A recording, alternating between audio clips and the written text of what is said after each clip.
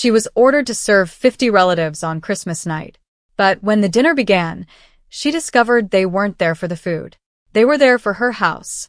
And they had no idea she already knew their secret. Stay until the end to see how one quiet woman turned their Christmas plan against them. If you enjoy shocking family secrets and satisfying twists, subscribe and let's begin. My name is Aloan Vera, and I was 68 years old when my son's wife decided I would spend Christmas serving 50 people I barely knew. The order came 3 days before Christmas. I was sitting in the breakfast room at Bellwether House, sorting old family photographs, when Seraphine Rook walked in holding a stack of papers. She did not ask if I was busy. She did not ask if I had plans. She placed the papers directly in front of me. "You'll need to follow this schedule," she said. I looked down. At the top, in bold letters, it said, "Christmas dinner, 50 guests." Underneath was a list of names, meal times, table assignments, drinks, desserts, and cleaning duties. I slowly looked up at her. "What is this?" "Your Christmas responsibilities." I almost laughed. "My responsibilities?" "Yes." Seraphine was 36, confident, polished, and always dressed as though someone might photograph her without warning. She had been married to my son, Tavian, for 4 years. During those 4 years, she had never once treated Bellwether House as my home. She treated it like an asset that had not yet been transferred to her. "I invited my relatives for Christmas," she continued. 50 people. They'll arrive at 6. And what exactly am I supposed to do? Serve them. She said it as casually as if she were asking me to pass the salt. I looked through the pages again. 50 people?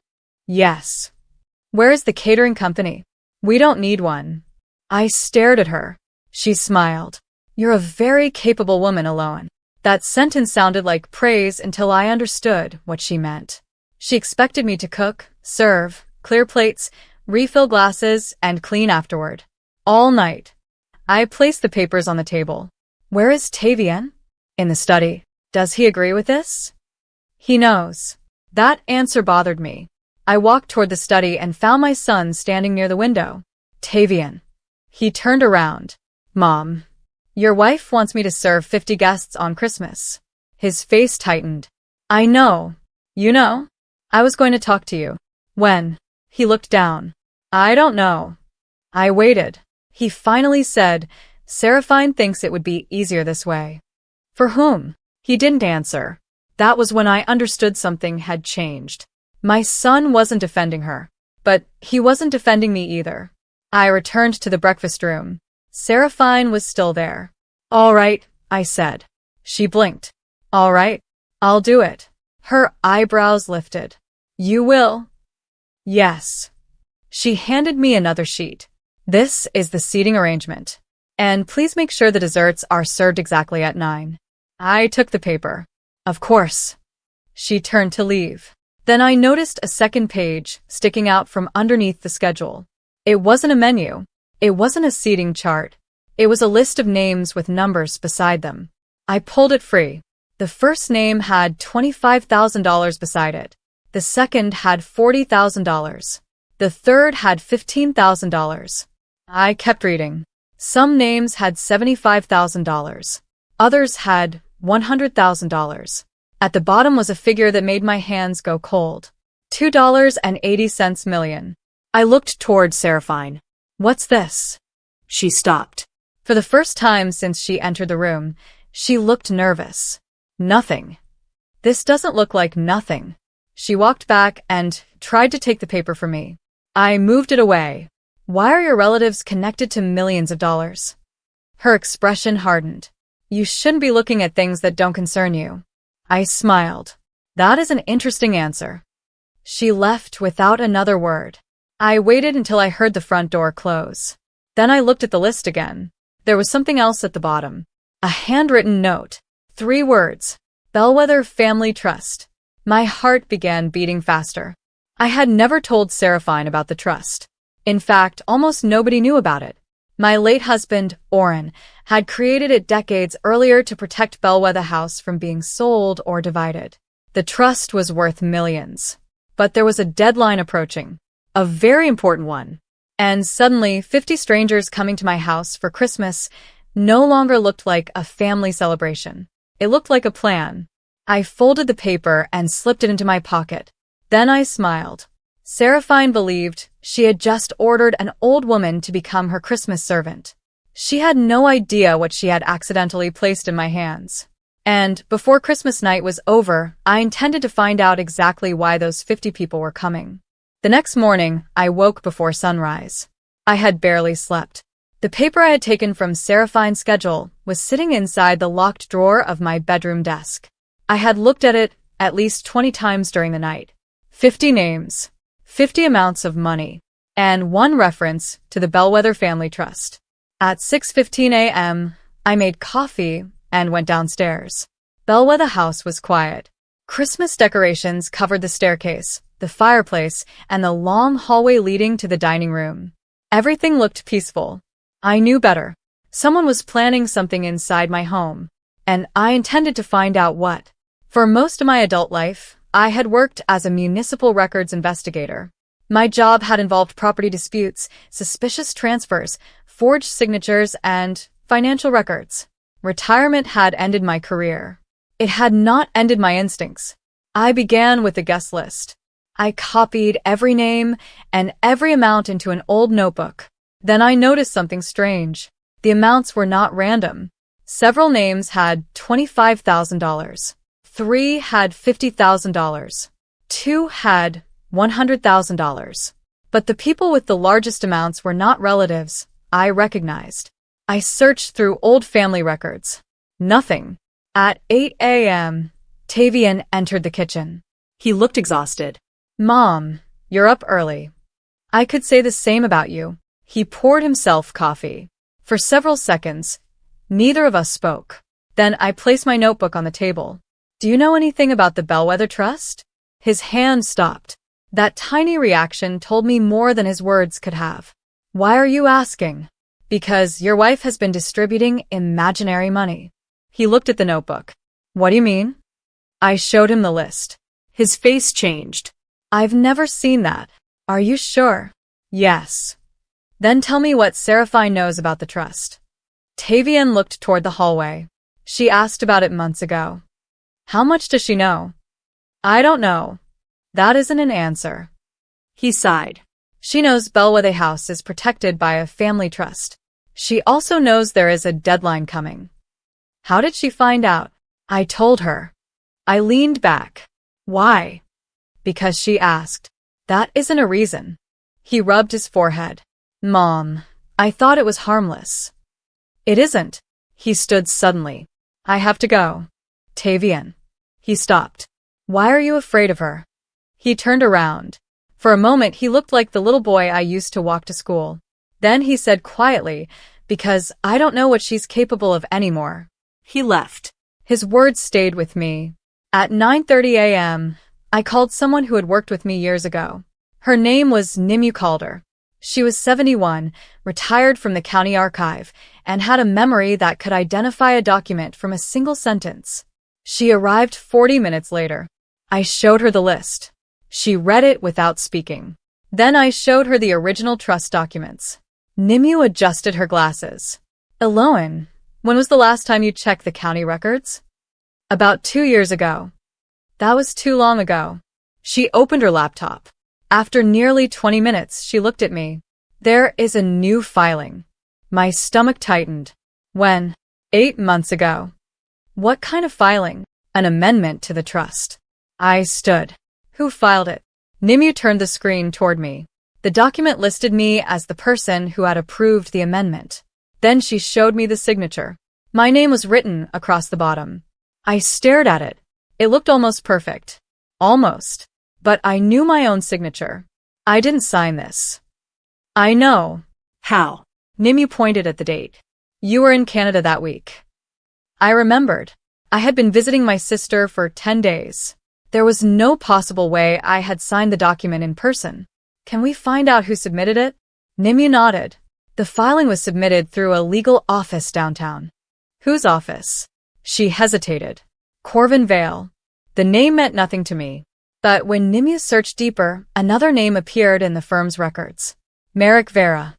My late husband's younger brother. I hadn't heard that name in 15 years. Merrick had disappeared after a bitter argument with Orrin over the trust. I had believed he moved overseas.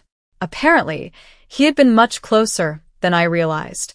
At 2 p.m., I went into the basement. Behind an old cabinet was a metal box containing copies of Orrin's original documents. The original deed was missing. Then I noticed scratches around the lock on the basement door. Someone had recently tried to get inside. I stood there in silence. The truth was becoming clearer. Seraphine knew about the trust. Someone had forged my signature. Merrick's name had appeared in the filing. And 50 people were coming to my house on Christmas Eve because someone had promised them money. I closed the metal box. Then I made a decision. I would not cancel the Christmas dinner. I would not confront Seraphine. I would not warn anyone. I would let all 50 guests come. I would serve them exactly as Seraphine demanded.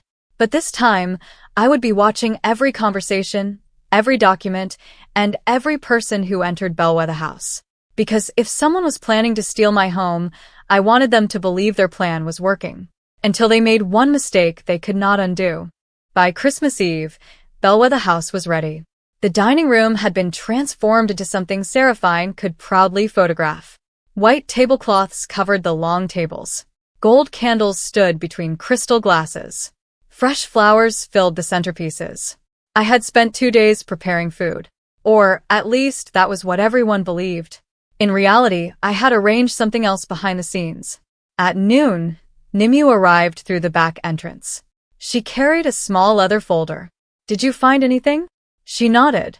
"More than I expected." We went into the library and closed the door. Nimue placed several copies of documents on the desk. "The trust amendment wasn't only filed under your name," she said. "Someone also created a bank account connected to it." "Who controls the account?" "That is the interesting part." She slid a paper toward me. The account had been opened under a company called Northmere Holdings. I had never heard of it. Who owns it? Nimue pointed to the bottom of the page. Seraphine Rook. I stared at the name. So, she wasn't simply helping someone. No, Nimue said. She was preparing to receive the money herself. That explained the list. The 50 relatives weren't coming to celebrate Christmas. They were coming because Seraphine had promised them something. But there was still one question. Who had given her the information? Before I could ask, I heard a car outside. The guests had begun arriving. I closed the folder. Tonight, we don't show them anything. Nimue nodded. We wait. At 5:45 p.m., the first guests entered. By 6, the house was full. I recognized only a handful of faces. Seraphine moved through the foyer greeting everyone. She looked completely relaxed. She had no idea I knew about Northmere Holdings. Tavian stood beside her, looking uncomfortable. I caught his eye. He quickly looked away. That bothered me. During dinner, I served every table myself. I smiled. I refilled glasses. I carried plates. I played the role Seraphine had assigned me. But I listened. At one table, a man whispered, "How much did she promise you?" 25,000. Another answered. Someone else said, "I was told the transfer would happen tonight." My hands tightened around the serving tray. They were discussing the trust openly. Then I heard a name. Merrick. I stopped. The man speaking noticed me. He immediately lowered his voice. I continued walking. At 7:30 p.m., Seraphine entered the kitchen. "You're doing well," she said. "I try. After dessert, I need you to stay out of the dining room." I looked at her. Why? "There will be a family discussion." About the trust? Her expression changed for half a second. Then she smiled. "You really should stop asking questions." I placed another plate on the counter. "Maybe you should stop giving me reasons to ask them." She walked away. At 8:15 p.m., I noticed Tavian standing alone near the staircase. I approached him. "Are you all right?" He shook his head. No. "What is happening tonight?" "I don't know." "You do know something." He looked at me. "Mom, please trust me. I have trusted you for 38 years. His eyes filled with regret. "Then trust me tonight." Before I could answer, Seraphine called his name. He left. I watched him disappear into the dining room. Something was wrong. Very wrong. At 9 p.m., dessert was served. Then the doors suddenly closed. The music stopped. Seraphine walked to the center of the room holding a thick folder. Everyone became silent. She looked directly at me. "Eloan," she said, "there is something you need to explain." I placed the last dessert on the table. "What is it?" She opened the folder. "I think everyone deserves to know what you've been hiding." The room filled with whispers. She lifted a document. "This proves you transferred control of Bellwether House." I stared at the paper. It was the forged amendment. She had finally made her move. But she had made one mistake. She had brought the document into a room filled with witnesses. I looked around. 50 people were watching. Some looked nervous. Others looked excited. Seraphine smiled. "You signed this." "No," I said calmly. She raised her voice. "It's your signature." "Yes." "Then why are you denying it?" I looked at the document again. "Because I know exactly when that signature was forged." Her smile disappeared. Then the lights went out. Someone screamed. For several seconds, the room was completely dark. When the emergency lights came on, Seraphine was no longer standing in the center of the room. Neither was the folder. I looked toward the side hallway. A door was swinging slowly. Someone had taken the documents, and whoever had taken them had not left the house. I walked toward the hallway. Then I heard a man's voice behind me. "Eloan." I turned. A tall older man stood near the fireplace. My breath caught. I had not seen him in 15 years. Merrick Vera looked at me and smiled. "It's been a long time." The entire room fell silent. I stared at my husband's brother. Then I understood the most important thing. Seraphine had never been working alone. For 15 years, I had imagined what I would say if Merrick Vera ever stood in front of me again. I had imagined anger. I had imagined questions. I had imagined telling him to leave. I had never imagined seeing him in my dining room on Christmas Eve, surrounded by 50 people who believed they were about to receive money. Merrick looked older than I remembered. His hair was almost completely gray, and he walked with a slight limp. But his eyes had not changed. They were cold. "You look surprised," he said. "I am." He smiled. "I suppose you thought I was gone. You told Oren you were leaving the country." I wanted him to believe that. My hands tightened around the serving tray. "Why are you here?" Merrick looked at the guests. "Because tonight concerns everyone in this room." One of the relatives stood. "You promised us this would be settled tonight." Merrick raised a hand. "It will be." I stepped forward. No. "It won't." Seraphine suddenly appeared from the hallway. She was holding the folder again. She walked straight toward Merrick. "You said everything was ready." "It is." "Then why is she still standing here?" Merrick looked at me. "Because Eloan has always been difficult." I almost laughed. "You forged my signature." His expression did not change. "You can't prove that." "I don't need to prove it to you." Seraphine looked between us. "You told me the amendment was legitimate." "It is legitimate enough."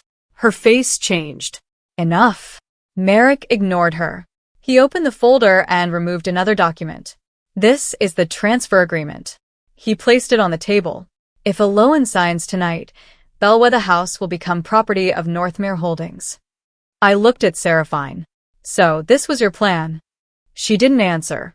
Merrick did. "She understands business." "No," I said. "She understands greed." Several guests shifted uncomfortably. One elderly man spoke. "We were told the money came from the trust." "It does," Merrick replied. "Then where is our money?" Merrick smiled. "After the transfer." I looked at the 50 faces around the room. They were no longer excited. They were beginning to realize they had been invited into something they did not understand. Then Tavian stepped forward. "Uncle Merrick."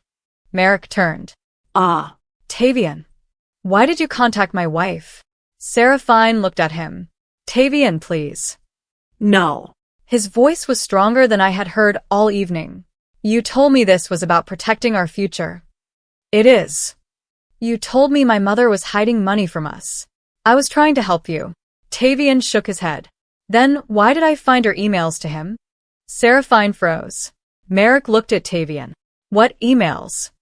Tavian pulled out his phone. I found everything. He showed me the screen. There were messages between Seraphine and Merrick. Dates. Bank information. Copies of documents. Plans for the Christmas dinner. One message made my stomach turn. Once Aloan signs, Tavian can be convinced later. I looked at my son. He looked ashamed. I should have shown you sooner. You should have. I was scared. I know. Merrick suddenly moved toward him. You don't understand what you're doing. Tavian stepped back. I understand enough. Then something unexpected happened. A woman near the end of the table stood. Her name was Ilara Sen. I had noticed her earlier because she had barely spoken all evening. She held up her phone. I have something too. Merrick's face changed. I received a message from you last month, she said. You said the trust had already approved the payments. She walked toward me. I believed him. I know. But then I checked something. She handed her phone to me. There was a photograph of Merrick signing a document inside a bank. The date was visible. It was 8 months old. The same week the forged amendment had been filed. Merrick's confidence disappeared. I looked at Nimue, who had been standing quietly near the library door. She nodded. That is enough to establish a timeline. Merrick glared at her. You were involved? No, Nimue said. I was invited by Aloan. Merrick's eyes returned to me. You planned this. I shook my head. No. I looked around the room. You planned this. Then I reached beneath the serving table and pulled out a small recorder. Merrick stared at it. What is that? Insurance. I pressed the button. His own voice filled the room. Once she signs the transfer, the house belongs to us. Then Seraphine's voice followed. And the 50 relatives? Merrick answered. They don't need the whole truth. Promise them enough to keep them quiet. Nobody spoke. The recording continued. Seraphine asked, what if Aloan refuses? Merrick replied, she won't. She'll be too worried about Tavian. Tavian closed his eyes. I looked at Merrick. You made one mistake. He said nothing. You assume my son would always be too afraid to question you. Merrick suddenly reached for the folder. But before he could grab it, Tavian stepped between us. Don't. Merrick stopped. Outside, headlights appeared through the windows. 2 vehicles pulled into the driveway. Merrick looked toward the door. For the first time that night, he looked afraid. I folded my arms. You should have stayed away from Bellwether House. The front door opened. 2 investigators entered. Merrick stared at me. You called them? Yes. And when did you do that? I smiled. Before you arrived. The room erupted with whispers. Seraphine looked at Merrick in disbelief. He had promised her control. He had promised 50 people money. He had promised himself victory. But he had forgotten one thing. I had spent my entire career learning how lies leave evidence behind. And tonight, every lie had finally walked into the same room. The investigators entered Bellwether House without raising their voices. That made the room even quieter. Merrick stood beside the fireplace, staring at them. Seraphine looked at me as though I had betrayed her. But I had never betrayed her. She had simply never known me. One of the investigators introduced himself as Daniel Crow and asked Merrick to step outside. Merrick refused. You have no right to remove me from this house. I answered before Daniel could. He's right about one thing. Everyone looked at me. This is my house. Merrick smiled. Exactly. I walked to the center of the room. And that's why I invited you all here. Seraphine's face became pale. You didn't invite us. No, I said. You did. I turned toward the 50 guests. But I knew you were coming. Daniel looked at me. Are you ready? Yes. He nodded. I walked to the dining table and picked up a large envelope. This is the surprise. Seraphine stared at it. What is inside? Copies. Copies of what? Everything. I opened the envelope. Inside were copies of the original trust, the forged amendment, the Northmere Holdings documents, bank records, and correspondence between Seraphine and Merrick. The room erupted. One man grabbed the copy of his supposed payment. This says I was going to receive $50,000. Yes, I said. Then why does it say the payment was conditional? Because Merrick never intended to pay you. Another guest turned towards Seraphine. You lied to us. Seraphine shook her head. I was told the money was real. You signed the company documents, I said. She looked at me. I didn't know everything. But you knew enough. She lowered her eyes. Daniel collected the documents. Then another investigator entered. She carried a small box. This was recovered from Northmere Holdings. She opened it. Inside were blank checks, forged signatures, and copies of identity documents. My name appeared on several pages. I stared at them. Merrick's face became rigid. Seraphine whispered, What have you done? Merrick looked at her. I did what was necessary. You said nobody would get hurt. No one is hurt. You used my company. You were willing to use his mother. Her mouth opened. No words came out. That was the moment their alliance finally broke. They began blaming each other. Seraphine accused Merrick of lying. Merrick accused her of stealing. The 50 relatives watched in disbelief. I stepped away. I didn't need to shout. I didn't need revenge. The evidence was doing everything for me. Then Daniel asked me a question. Mrs. Vera, there is one more issue. What is it? The original deed. I looked at Nimue. She smiled slightly. It's safe. Everyone turned toward her. Nimue opened her leather folder and removed a sealed document. I retrieved it from the county archive yesterday. Merrick stepped forward. That document belongs to me. No, Nimue said. It belongs to the Bellwether Trust. She handed it to Daniel. He examined the seal. Then he looked at Merrick. This confirms the property cannot be transferred through the amendment you presented tonight. Merrick's shoulders dropped. For the first time, he looked defeated. But there was still one thing I needed to know. I walked toward him. Why? He looked at me. Why did you come back after 15 years? He was silent. Then he answered. Because Oren left you everything. That isn't true. You got the house. I got the responsibility. He laughed bitterly. You always thought you deserved it. No, I said. I thought the trust should be honored. His expression hardened. I spent 15 years believing Oren had robbed me. So you decided to rob everyone else. He said nothing. Then I understood. Merrick's motive wasn't simply money. It was resentment. He had spent years convincing himself that he was the victim. That belief had eventually become an excuse for everything he did. The investigators escorted him toward the door. Seraphine followed. Before she left, she stopped beside me. I know you hate me. I don't hate you. She looked surprised. I just don't trust you. She nodded slowly. I deserve that. Yes. Then she walked away. The front door closed behind them. The room remained silent. 50 people were still sitting at the tables. Nobody knew what to do. I looked at the untouched food. Then I laughed. Tavian stared at me. What? Dinner. Mom, they came for Christmas dinner. I picked up a serving spoon. So, let's give them one. For the first time all evening, people smiled. We removed the documents from the tables. We poured fresh drinks. We served the food again.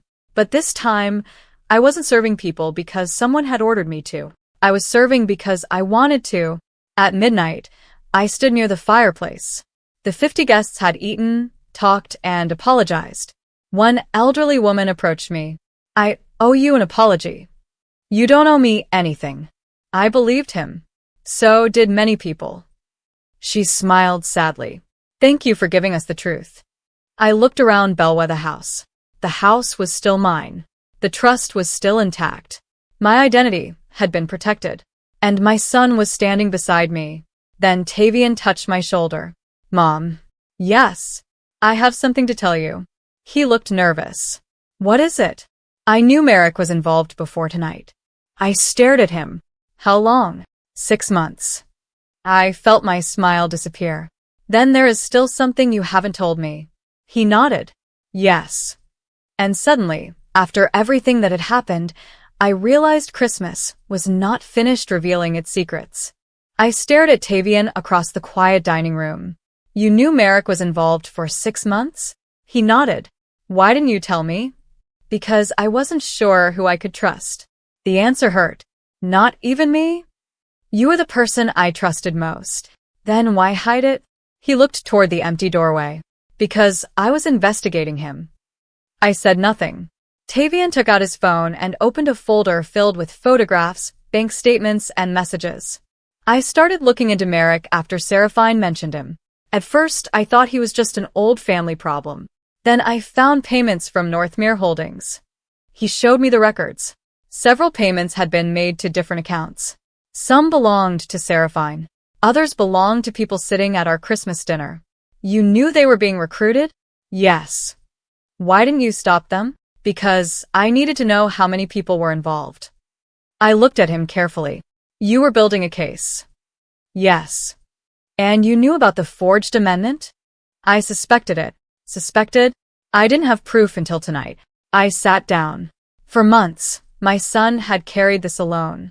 I was angry, but underneath that anger was relief. You should have told me. I know. Never protect me by lying to me again. He nodded. I won't. Then he reached into his coat and pulled out a small envelope. There is one more thing. I opened it. Inside was a letter from my husband, Oren. My hands began to shake. I recognized his handwriting immediately. The letter was dated 2 weeks before his death. I had never seen it. I read the first line. Eloan, if you are reading this, someone has probably tried to challenge the trust.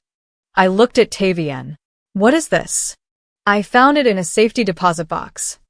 I continued reading. Oren explained that Merrick had discovered the trust years earlier and believed he had been cheated. But Oren had never changed the beneficiaries. He had deliberately left the original deed protected because he knew Merrick might eventually try to take control. Then I reached the final paragraph. Trust Tavian. He knows more than you think. I stopped reading. Tavian looked down. What did your father mean? I think he knew Merrick would eventually come after you. The room became silent. Then I noticed another document beneath the letter. It was a legal statement from the trust administrator. The 25-year deadline was only 3 days away. After that date, Bellwether House could not be personally claimed by any individual.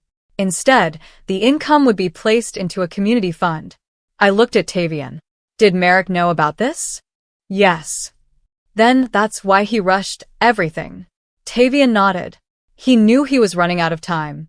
Suddenly, the entire Christmas dinner made sense. The 50 relatives. The forged documents. Seraphine. The fake payments. The pressure. Merrick had tried to force the transfer before the deadline. He had failed.